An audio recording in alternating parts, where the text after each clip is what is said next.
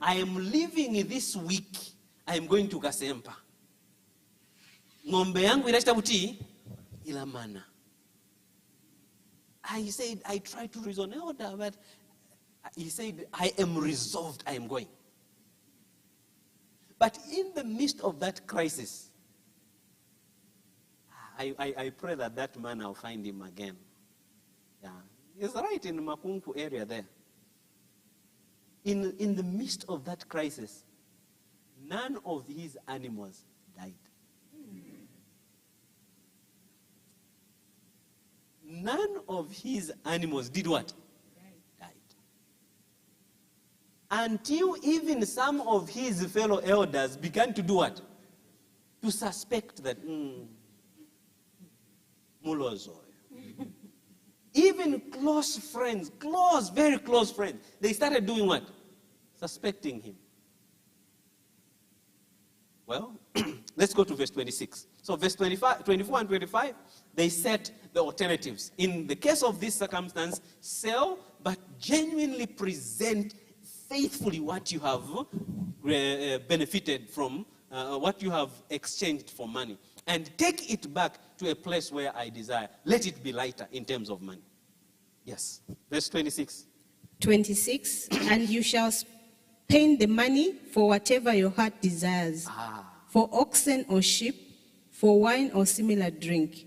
For whatever your heart desires, you shall eat there before the Lord your God, and you shall rejoice, you and your household. Good. When you take it to the place where my name is, or at the sanctuary, you shall spend that for what? That is very important. Whatever your heart desires. But remembering also that there is a contextual consideration that must be made here. Because the moment that you reach at a place where God's name is to be mentioned, or at the sanctuary, you give it to the what? To the priests and the sanctuary service. You make decision of expenditure as a what? As a corporate body. So you will not say, Mebo, I brought 20,000, therefore I will do what? I want it to be spent this way. You have brought it there. And what your heart here desires is what the general consensus has agreed upon. What if you say, me, I want to buy olive oil, and then there is sufficient olive oil? What you don't have is shima, is wheat.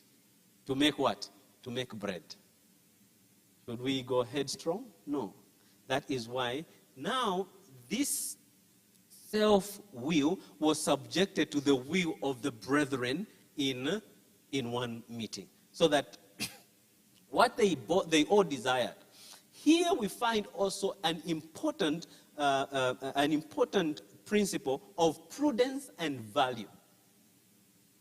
You need to be prudent in how you spend this money, and spend it on valuable things that are necessary, that will still meet the demands of furthering the gospel as well as helping the poor. Verse 27 and 29.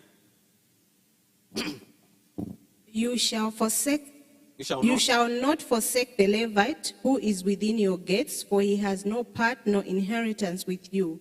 28, at the end of every third year. No, just jump to verse 29. And the Levite, because he has no portion nor inheritance with you, and the stranger and the fatherless and the widow who are within your gates may come and eat and be satisfied, that the Lord your God may bless you in all the work of your hand which you do. At this age, my father died a long time ago, Mwaka. We cannot claim that we are orphans. At this age, when you were reading the Bible, Mwaka was pointing at herself, that us in the category of orphans. Now, in verse 27 and 29, we find the additional beneficiaries besides you, the giver. What are the three categories of the 4 categories of the beneficiaries? The Levites, The Levites, the strangers, fatherless. The widows. Who are missing? Widows. Widows are there. But who are missing? The widowers. Widowers, eh? We don't know. Maybe it's because of the nature of the culture that a man to be considered in this category of the poor, unless he is what? Crippled. Mephibosheth. You remember the story of Mephibosheth? Yes. Maybe when he's considered crippled and he cannot go into war. But a man, an able-bodied man, must go and fend for his what? His family. Yeah. But here are the four categories: the Levites, the strangers, the fatherless, the widows. Now let's contextualize this in contemporary times. So,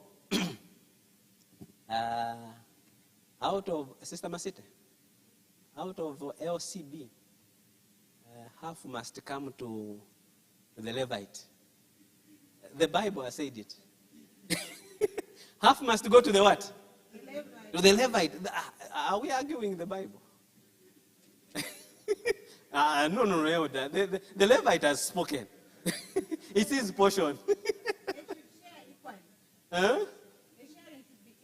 Yes, it has to come so to the Levite. So please do me a check for January. And you can also give me in advance for March.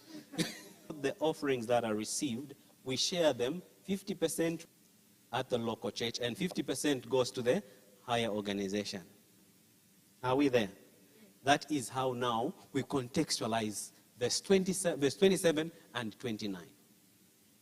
But when we go back to verse 27, ask ourselves, what if, can this be clearly worked on or applied in our context in our time? So verse 28, what does it say? At the end of every third year, you shall bring out the tithe of your produce of that year. And from your what? From your home, in the third year.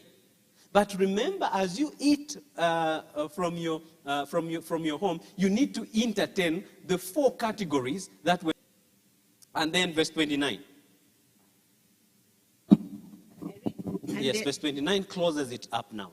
And the Levite, because he has no portion or inheritance with you, and the stranger and the fatherless and the widow who are within your gates may come and eat and be satisfied, that the Lord your God may bless you in all the work of your hand which you do.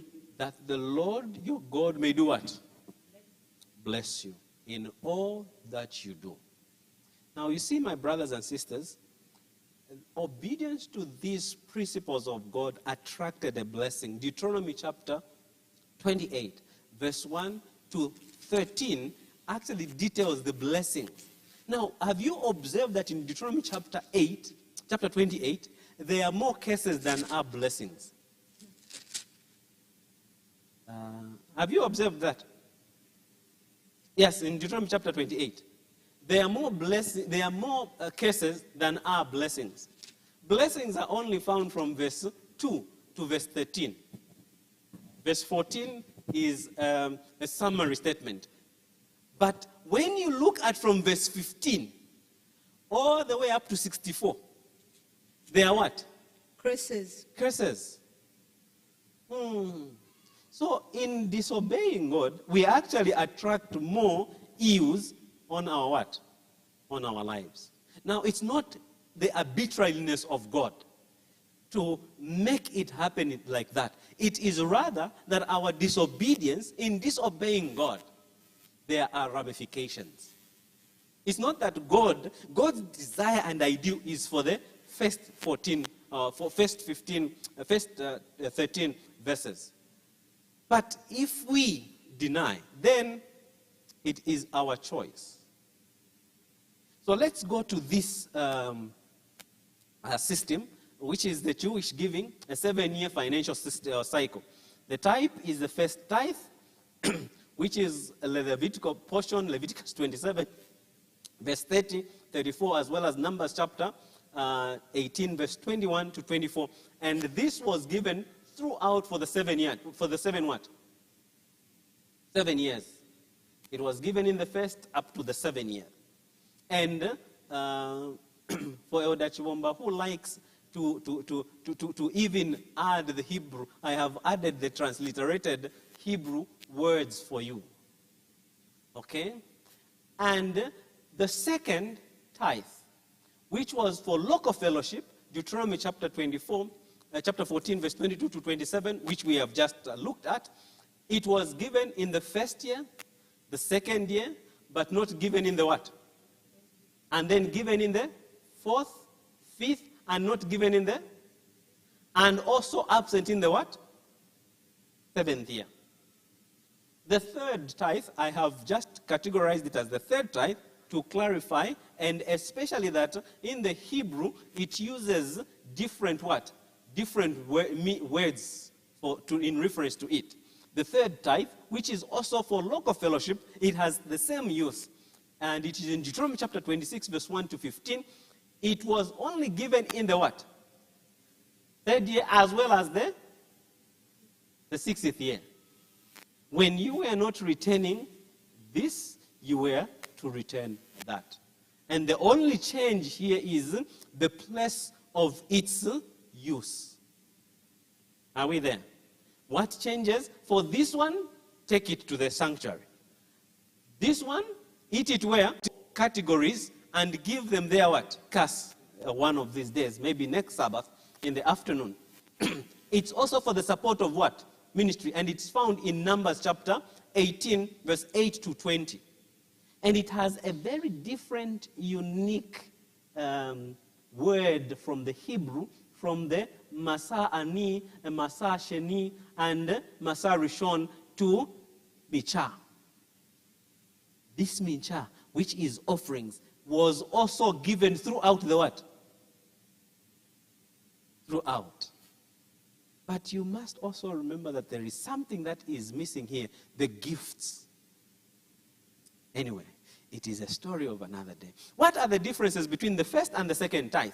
The first was bequeathed for Levitical use. The second was that the giver participates in its what? In its use. Number two, the first tithe was not given for common use. God had specifically said it was going to be for Levites. A portion for charity work was set for what? For the second or third tithe. And then the first tithe was restricted by divine instruction. This is set, Leviticus chapter 27, 32. This is specifically for the what? For the Levites. And the second tithe was unrestricted. Take it to the what? To the sanctuary and participate in how it will be spent. What are the similarities? Number one, that both are claimed by God as His. Number two, both are for the facilitation of salvific economy, how God wants to save His people and to further the gospel. And number three, both returned to a specified place by God. God specified a designated place where this was to be given. Number four, both are claimed by God as what? As holy. That one is number five. Both have a Levitical what? Association. Both are taken to the Levite for administration. When you bring, if it is your second tithe, you take to the Levites, as well as your first tithe, you are giving it to the Levites. Except, Sister Masit, come we ordain you as a pastor. Come we ordain you as a pastor.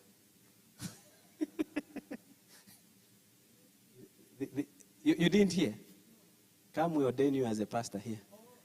Because this one is supposed to come to the Levites, and the Levites must issue the receipt. So, welcome to priesthood. And the last part is, both are calculated at what? 10% of the increase. That's why in Leviticus 27, the first is called a tithe.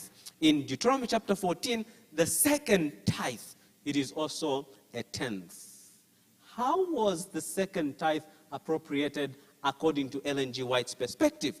She says, Patriarchs and Prophets, page 530, after presenting a thank offering to God, after, and a specified portion to the priest.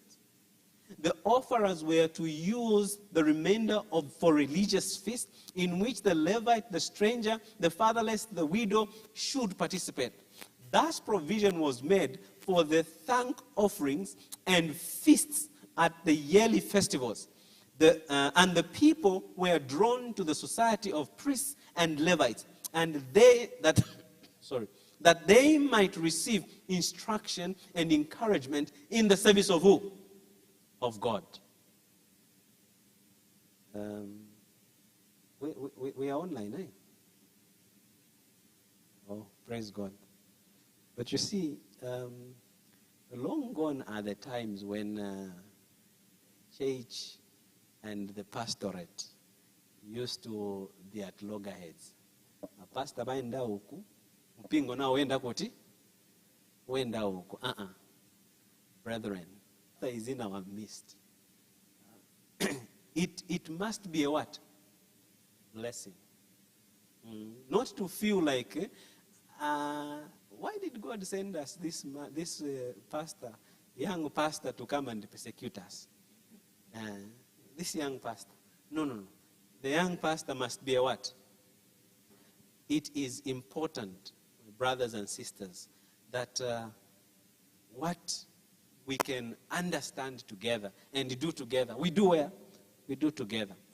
The aspect that Ellen White here talks about is as brought closer to the community of priests and Levites. They were to receive instructions as well as encouragement for the what? For the service of God.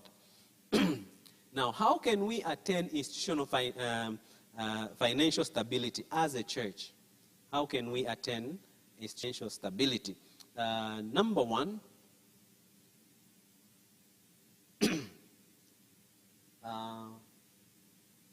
is that readable? The one up. Yeah. Everyone does what? In the what? In the financial light. We must just make it in our psyche that I must be faithful to God. And it is my obligation to be faithful to God. He is my Lord, and I am to respond in faithfulness to Him. Number 3, leadership and financial what? Accountability. When these finances are collected in a place where God desires His name to be, He desires that even the members, the contributors, are given feedback and also shown how we are managing these finances with prudency. Remember that one? And value. Prudency and what? Value. Those are very important. And number 4 is that every individual must own the gospel what? The gospel mandate. I may not go out as a preacher to a place called Swaziland, but I can do something within my jurisdiction. If it means retaining tithe. But retaining tithe alone and folding our hands does not mean that we have reached. We must retain a tithe and at the same time take an active part. Now, can this biblical system work in contemporary times? Or we need extra biblical means to raise funds for the church, for church operations? What is written on the screen?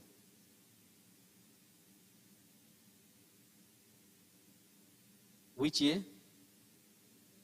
2023. Okay, let's see what could have been at Jacaranda. Let's start with 2023, the status as well as the ideal. Tithe was about 2.8 million, right? 2.8, that was the figure. And then the LCB income was what? 1 million. Our expenditure was about 795. Let's just, 795. our deficit of surplus was 20 what? 205. We were in plus. What do we say to ourselves? Amen. But let's wait a minute. There are other financial expenditures which we have not factored in this. What are some of them? People may have taken trips and they were just getting from pocket to what? Expense. And it was not accounted for. But is it possible also that people can take trips where we just say, all those that are going to this event, come here, we will pay for you, and the bus will be waiting for you to go? Such that even the poorest in the church, who only has the desire, but cannot have the means, can say, I am part of the church and I will go for this meeting in Chongwe, for example, or where? In Kabwe. Because the church has done what? Has paid for it. I don't know. But if we were to be careful, we can find that actually we can do these things and run a church where we are financially stable and nobody stands to promote any finances if God moves on our hearts.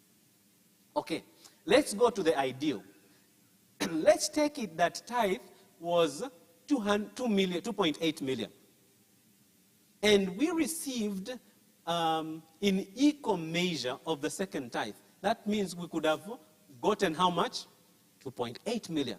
Now, 2.8 million, we send half to the higher organization, right? That would have meant that we remain with how much?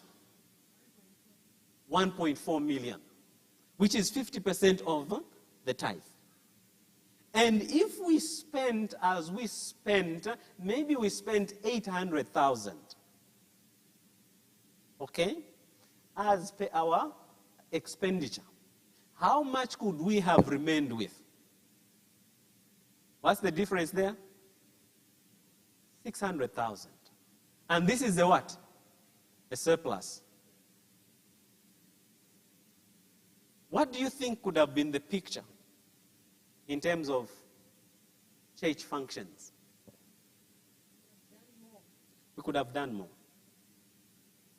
In fact, we could have done more to a point that when we needed to host that overnight, we could have just said, let's sit church board, approve everything, and not be reimbursed by what? By the contributions of members. And everything could have been done what? Could have been settled. You see, sometimes, here is where the problem comes in. When every time we stand in front and we say, oh, we need money for this. We need money for this. We need money for this. There are people who begin to feel as though kuchechi baya fimu kupinde ndalama. Nga waisa kuchechi kula kupinde indalama. But that should not be the atmosphere. What if we genuinely gave that which God has asked of us? That we may put into consideration not just the Levitical. We are very good at the Levitical portion. Unfortunately, the Levitical portion, all of it goes to the what? To the higher organization. And that is, but what if we added a component of being faithful also to the consideration of the local what? Local activities. So, what is our status in terms of participation for 2023? Our membership was averaging about 336, and those that were returning tithe only the whole year were only about how many? About 70. At least these are people that may have at least returned how many times? Once. If we were to just put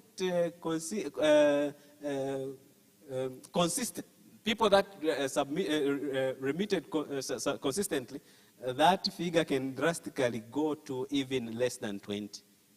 Is it not true? Maybe 30. Yeah, maybe 30. And then those that were on tithe and offering, I need to be clear on this one. This is the figure I found, around that 15. That were faithful in tithe, an equal tithe with an equal offering. That's 10%, 10%. Is it true? Almost. This is not percentage. It's the number of what? People. Out of the what? Yeah. Out of the 336. And then those that returned offerings only, and they were identifiable, were 21. Okay. So if we were to add this plus that, aida nezotaba mklasi ya maths. That's 91. That's 100 and what? 106. 106 from this, that is 230 people are nowhere to be seen participating in the financial life of the what? Of the church. Yes. 200 and what? 230 are not participating in the financial. This is here. We're just reflecting what we had last year. Are we there? Now, where are we going to? Where do we envision to be? And what is our growth projected to be? And I am not going to look at the figures in terms of how much value of tithe we are going to grow, but how much we can grow in terms of membership participation. If we are 300 and what? 340. And if we grew the participant of both tithe and offering at an equal basis to only how much? How many? Half of that. Not asking people for volumes, but just asking people to be faithful in what God has blessed them, and they do it equally. Faithful tithe and a faithful second tithe. And if we grew that number, Mampitken, to just 140, 170 out of the what? The 340. Half of the church, 50%. We are talking about desiring to build very soon. My brothers and sisters, if we went by this, ask, what church is this that I was pastoring? Chilanga Church. We did this presentation, a similar presentation, in 2022. And the brethren tried to work around it. I can't say that I even had the influence of implementing it. Just did the presentation. The brethren worked in the background. And the pastor who took over from me was just asking and said, Pastor, these guys have done a marvel that I don't know how they did it. They didn't have any single promotion for building promotion, but they managed to do their ceiling board, which they had not done ever since the church was done what?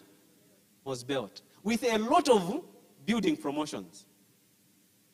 My brothers and sisters, this system, if we were to just be faithful to it, God can make it happen for his cause. Let me conclude and read something from Ellen White.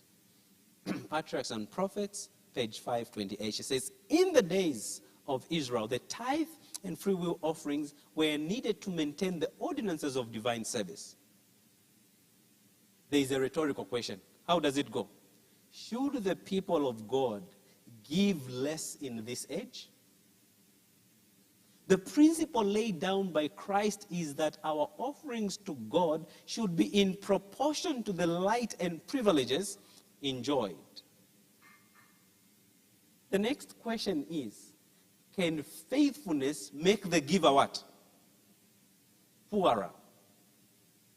Ellen White continues on page 527. She says, the contributions required of the Hebrews for religious and charitable purposes amounted to fully 1/4 of their income. I think I mentioned of that.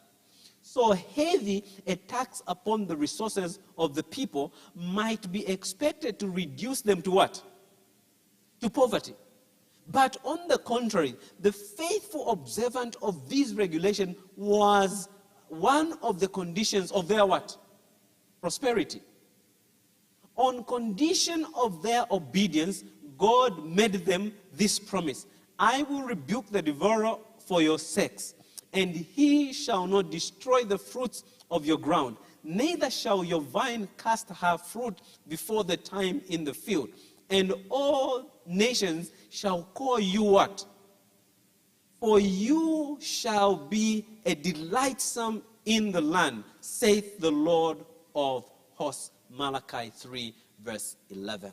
God cannot ask us, and he makes us even poorer. That is why Proverbs chapter 11, 24 says, he that scatters increases, but he that withholdeth also tends to go to what?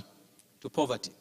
2 Corinthians chapter 9, verse 6 and 8 says, he which soweth sparingly shall reap also what? And he which soweth bountifully shall also reap. For God is able to make all grace abound toward you, that ye always, having all sufficiency in all things, may abound to every good work. God wants us to be the light of this world, and he wants us to reflect his benevolence. May God bless all of us. Question and responses. I didn't say question and answers, lest it ties me to be the answerer. But it's questions and my responses. Thank you so much.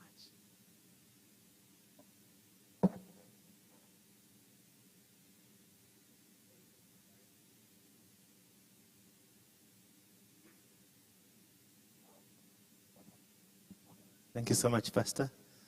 Do you have any questions? I think I've seen Elder Munyu. Maybe we take 3 at a go. So Elder Munyu, Elder Koya, and Elder Mulikelela. The first 3.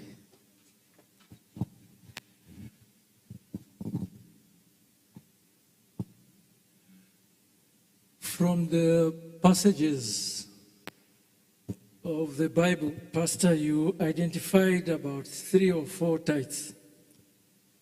But now we only have 1 tithe and offerings. So where have the others disappeared to?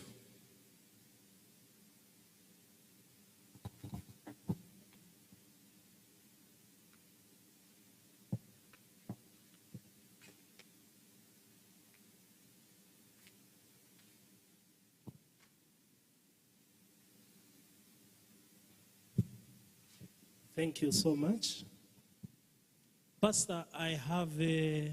Oh, you answered it?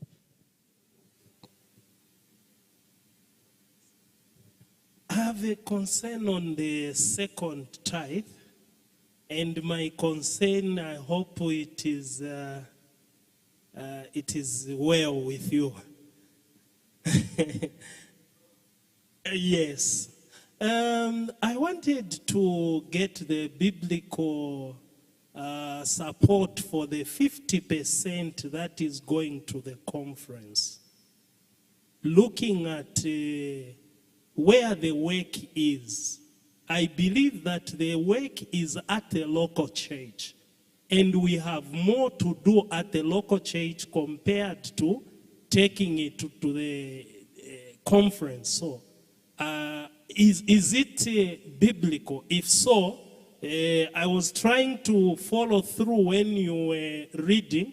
So I looked at the Bible. I could not categorically look at it and get a 50%. So I said, no, let me just have a clarification. Even when I stand there, I'm supporting what I believe in. Thank you so much, Pastor.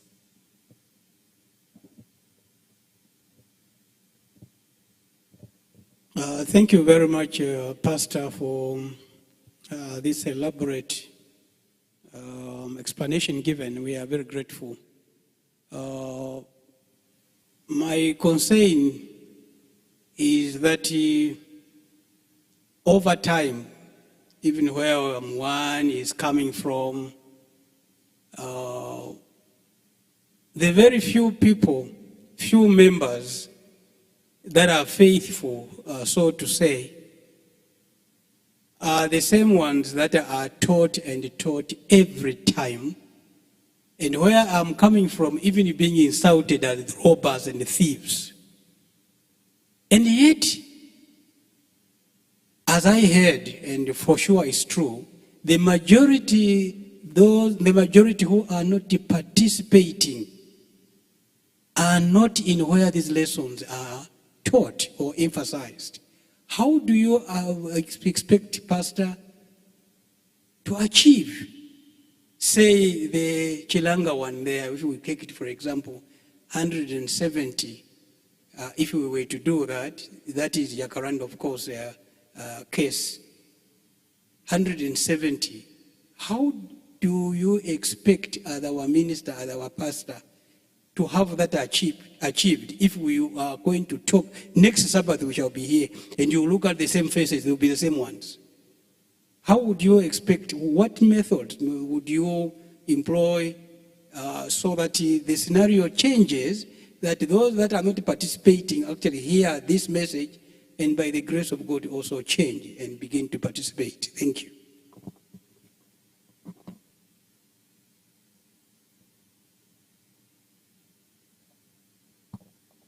Thank you so much, Saints.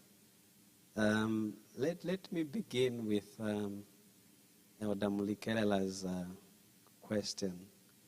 What methods I will use? Elder, listen to this answer and don't take it too wrong. I don't know. That's number one confession. But what I know is I will pray for God to give me wisdom together with the team and even you, so that by our influence, remember one of the commitments we say is by my personal influence. That means I can also influence who? Others. We can come up with initiatives. When you sit, you pray, initiatives come. But the implementation and the actualization of those initiatives are all in the hands of God. That's why Paul says, I watered, I planted, Apollo watered, but God gives the what? God gives the increase. So it's not for me to really be methodical about it. Because remember, this also deals with the issue of someone's conviction. But that which we can do within our human perspective, we can try to do. But if I was to tie myself to a commitment to say, I will do this, it's not about me. It's about he who died on the cross. In fact, remember that even though I can show that I love my family so much, I don't love them as much as he who died on the cross for them. Yeah, equally the same with the church. So that one, my elder, we will come up with ideas, but let's leave the rest of the work to God. But it is my prayer that for those of us that are here, can also be the touch bearer and begin to reach out to others. Thank you. Now, I shared the screen. I don't know whether it is there. Yeah, I shared this. I'm trying to start with that question. There are three that I identified. And besides this, I have even put, okay, for a faithful Jews, besides the offerings and the what? And the free will gifts, there were these feasts or tithes that were supposed to be remitted by the Jews. The question is, where have they all gone? Let us remember, I said, I am using the third line or the third year as the third tithe to just illustrate the difference. And this picture becomes a little more clearer as we come to this portion, okay, where we have the first, second, third, and then offerings, okay? And you are saying there is the first and there is the offerings. Where have the other two dropped? And I am saying it's not actually the other two, but rather the fulfillment of the what? Of the pattern. Okay? So the third can go into the places where the two are missing. There is nothing that has been lost. What has been lost is our commitment to the gospel commission. Much more sensitive to the needs of the local church. Here is the scenario. In Deuteronomy 14, verse 22 to 27, and Deuteronomy chapter 26, verse 1 to 15, the two are defined on the similarities of their usage, the participation or in the use by the giver. But in our contemporary times, we find that we are careful with what may be called offerings. Because as we will discover maybe going forward, is that offering is not appropriated to a proportion or a measure. It is out of one's heart. So we are more comfortable with that. However, we are forgetting that our commitment is to what Malachi says, you have robbed me in what? How? Read that one carefully. Read that one carefully.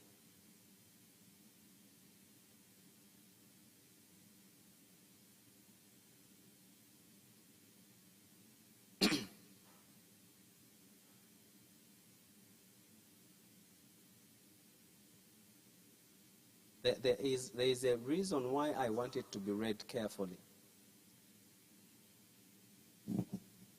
3 verse, what verse? Go to 8. Will a man rob God? Yet you have robbed me. But you say, in what way have we robbed you? In tithes and offerings. Why have you emphasized the plurality of the tithe? Because there are two. There's the first and the second. No. That's what is written. The answer is because it is plural there. Oh, yes, it's plural. Now, the plurality of that is what I am trying to convey here in this slide that I put there. Okay? That it is actually not supposed to just be a single tithe and you say, I am done with God. God, you have gotten your portion. I have what to do with mine. And further, even after you have returned the faithful tithe, the faithful first and second tithe, it does not preclude you from giving what? Offerings. Offerings. That is why the response to Elder Koya's question is tied so closely to this mechanism that is displayed here. If, for example, as a church we were to be faithful, for example, in the second tithe and the first tithe, on a regular basis, we gather here for what? For worship and they are offerings that are collected. And the Bible even says, don't come, I actually, unless you want me to preempt my study next time, don't come to God what? Empty-handed. That is why I was chatting with Elder Kalib. I think it was you. Was it Elder Chibomba? When we were saying, when we are in front, we need to carry something. Yes, and if you have, I will congolesa you. But it will be, interest will be increasing every minute.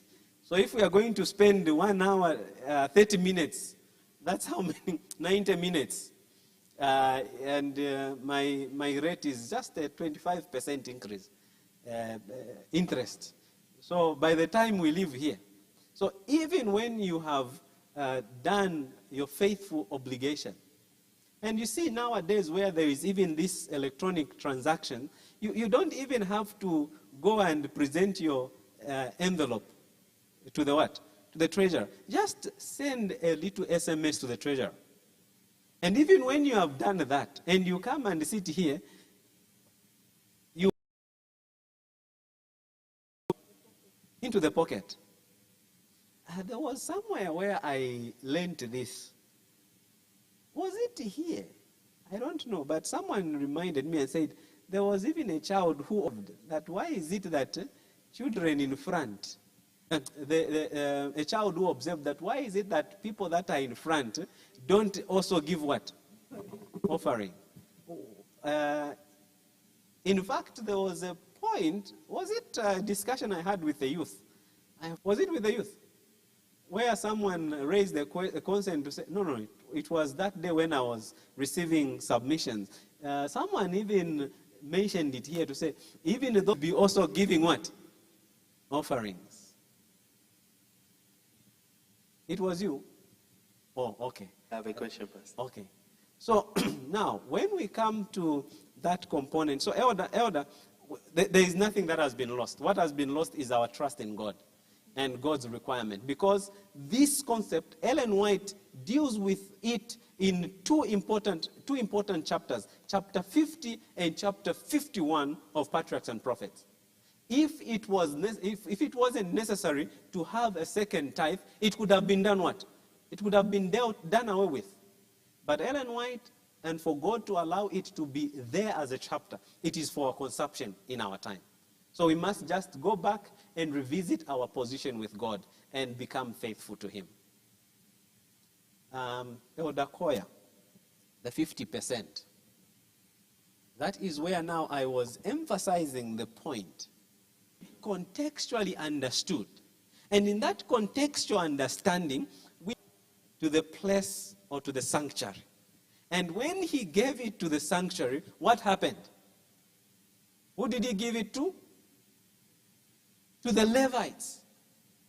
And now, as a corporate entity, they now settled and said, this money, we will spend it as such. We as Jacaranda are not in a combined what? Budgeting system. And in that combined budgeting system, we don't touch the tithe. The tithe goes all the way. By the way, to understand carefully how finances are administered in the church, there are things that I think are necessary for certain congregations to know. So when we take our tithes and offering to the conference has to sustain itself, okay? Then the conference has to send an appropriation of those to the what? To the union. The union is now going to give you an example after the disbandment of congregations in East Zambia. Okay? The church in East Zambia is currently very difficult to sustain itself. That is why, even to this point, it is still considered as a what? A field. And even some which may be called conferences just break even with their what? Operations. So in that case now, from what the union has received, they will begin to look around and say, oh, we have institutions, okay, that depend on the same. Then they will begin to appropriate, oh, this much will go to assisting Rusangu and run its operations. If Rusangu was to run independent of that support, for example, the fees would be prohibitive for people to go and study there. Why? Because it means they'll have to meet their own what? Their own payroll bill, which is very huge. When you look at also appropriations for East, we talk about Mwami, Yuka, hospitals, all these entities, they need sustenance. And it comes from the same what? The same basket. And that also, out of that, the union also sends an appropriation be there among the bread baskets of the division. There are others which also contribute to the territory, but there are also places where even to sustain a pastor. Brethren, some of these stories are better discussed under a fire, so that of what others are going through. I will ask you a question. There's been war in Mozambique. You are aware, right? For a very long time. And the church has not been spared. But ministry is still being what? Sustained.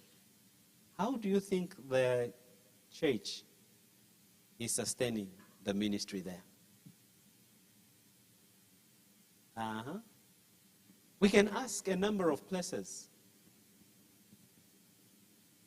Territories, they begin to do what? To look and say, here we can appropriate at least, let's send this money to go and cushion the ministry, but the gospel ministry has to be preached. The EXCOM for Lusaka conference here. No, that's union. Mbapatao. Tuyanda union. Conference. That division, eh?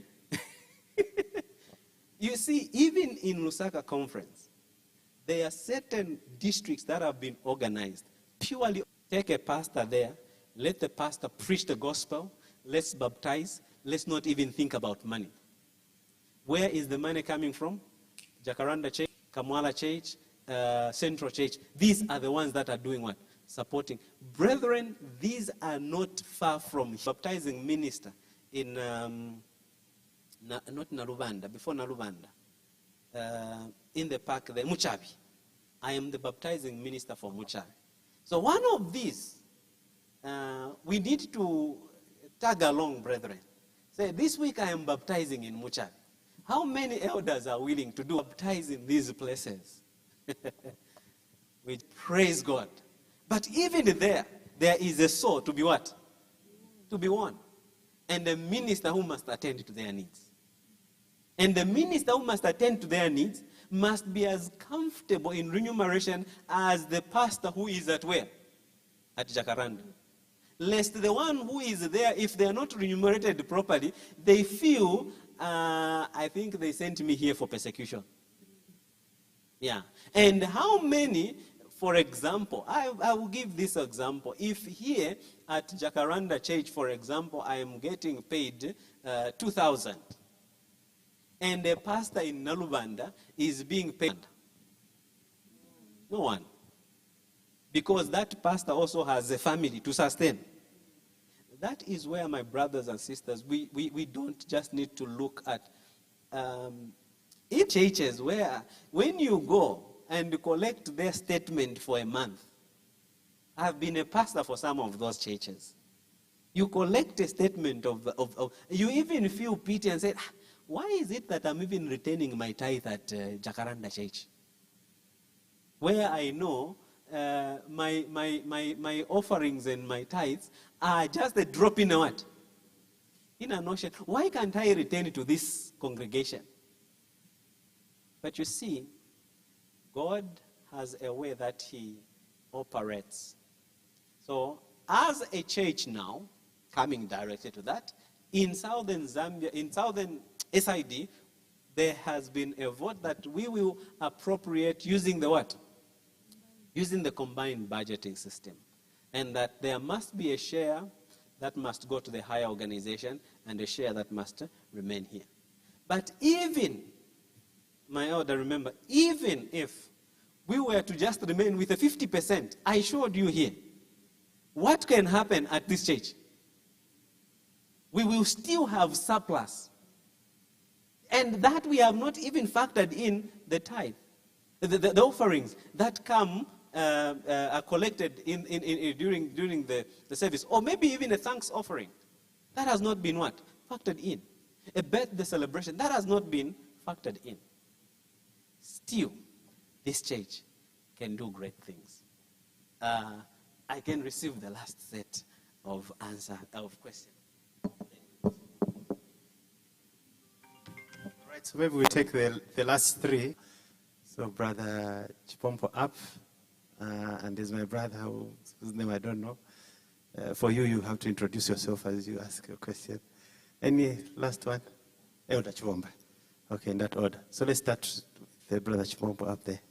Okay. Thank you very much, Pastor. I have a question somewhat right up to what Elder Mukelela was asking. Strategy does the stewardship department have, looking at the statistics we've viewed, to reach out and see members? Through you, Pastor, what strategy does the pastor have put in place to consider visiting the members who are not being faithful to God? Why I ask this question, because I believe such statistics are a very good means for the church to see how members are doing individually. Some could not be doing financially well.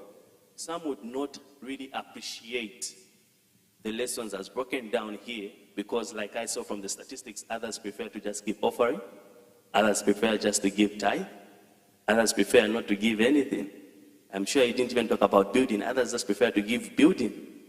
So what strategy has the pastor put in place to meet the members? Because this could be either that the family is not doing financially well and they need prayers and support, or the spirituality of the family is not strong. I submit.